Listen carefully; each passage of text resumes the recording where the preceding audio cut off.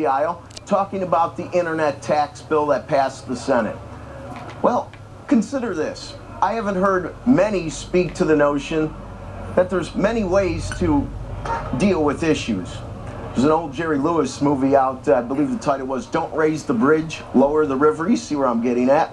The talk is, of course, brick and mortar is at a disadvantage because they pay taxes. Their customers have to pay taxes, thus raising their price.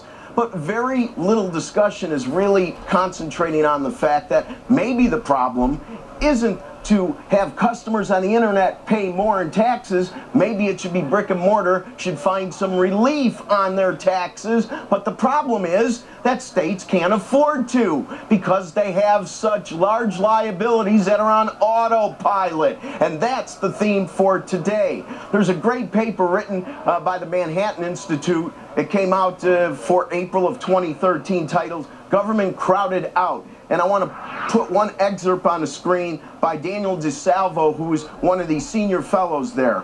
On the screen, please. In 2013, according to New York City Mayor Michael Bloomberg, every penny in personal income tax we collect will go to cover our pension bill. Think about that. That is the issue. It's the issue in so many ways. Further, Nicole Gelinas is a subset of that paper, and many newspapers around the country, like the New York Post, pulled this.